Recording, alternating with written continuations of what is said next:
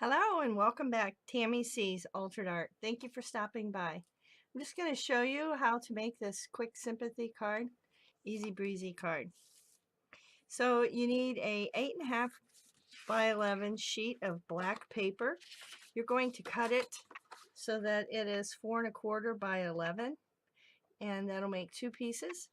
Then you're going to score it in half, and that'll be the card base. I always like to pre-score on my scoreboard, so that way I get a nice clean line. And so, take your bone folder. Okay, and then I took a 4-inch by 5.25 white piece of cardstock, and I placed it in a Cuttlebug embossing folder. For this particular card, I wanted something with vines to go along with the theme of the flower, but I think just a little bit of texture really adds to the card. So I embossed that. So I have my base for the card. Just take a piece of cardstock, and I'm going to use Memento ink since I'm going to do some watercoloring. So I'm going to stamp towards the top, and then I'm going to place a sentiment. This stamp, by the way, is a Stampin Up, and it's from the Bloomin' Beautiful. I believe it might be a retired set. Incidentally, my stamp sets have a number, and that number is in my catalog, and then on the end of each block I also place the number. That way I know which set the stamp gets returned to, because there's what I frequently do because I'm going to be making another one. And this particular stamp, this is a With Sympathy from Warmest Regards. Again, another Stampin' Up set. It has a nice selection. I think these might be retired, but I'm sure that they have since then come out with something in addition. And again, I'm going to place that at the bottom. Now that I have stamped that, now I'll trim it, and then after I trim it, then I'll trim my little piece of black so that I get it exactly the way I want it. Here's one I've already cut and trimmed. And you could use any stamp, a flower, any design for this style of card. Then a new product that I just acquired that I'm really liking is the Spectrum Noir AquaBlends. They're the color pencils, and they come in an assortment and in this wonderful metal case for storage.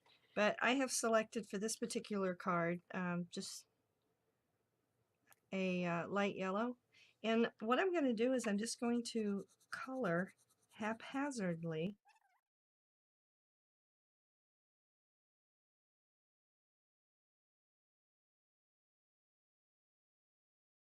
So now that I've applied some base color to the stamp, you can be as neat and as careful as you like.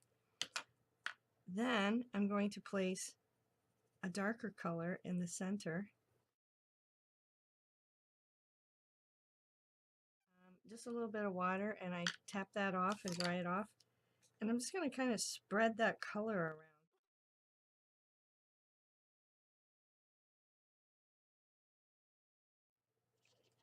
Add a little water. And then I want a little bit more of a definition. So I'm going to take and I'm going to go directly to the pencil. And I'm just going to take a little bit more color off the pencil and apply it to the paper to get a little bit of a deeper, more definition, concentration of that color with a little shadowing. Okay, and there's the yellow. Here's the completed one. Now I have some leaves here. So again, I'm going to take my pencil, the color that I've chosen,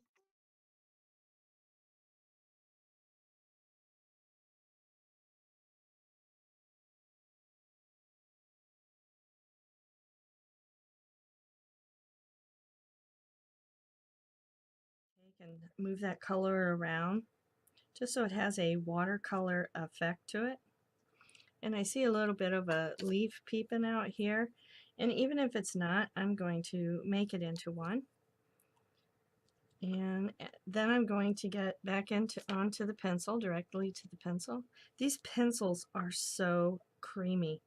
I am pleasantly surprised on how well they work and how easy.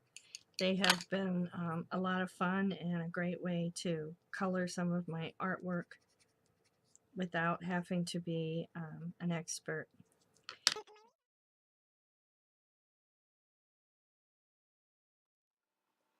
So now I'm going to adhere this to my cardstock.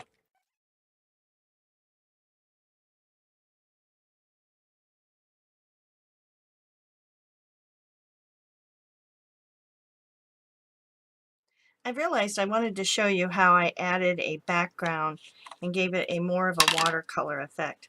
So I took Tim Holtz's Distress ink, and I just apply a little to the pad. He demonstrates this technique in his chemistry classes and on many of his videos. And you just apply some ink to the craft mat, you get some water, and you blend it with the ink. And the ink is very reactive with the water. And then I just like to use the back of the card to do a test. There I can see that I have it too dark. So I'm going to add a little bit more water and draw some of that ink away.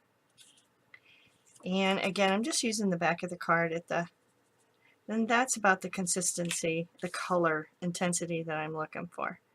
So I just start by drawing some of that ink around the paper. And you can do this before and you can do it after. It's really your preference. So I'm just drawing some of this ink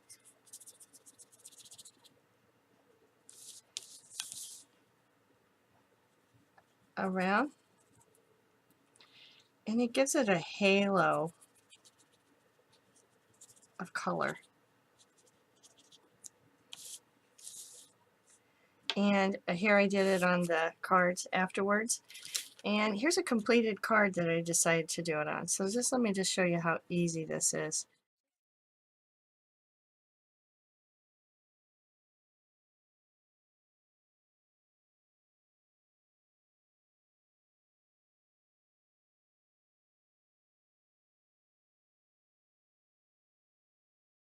Now to adhere this to the card, I'm going to use a different type of adhesive. When you have something that has a bit of an embossing in it, it has a tendency to not want to adhere as well to whatever it is that you're attaching it to. So again, I'm using another type of double-sided tape, but this one has a stronger adhesive.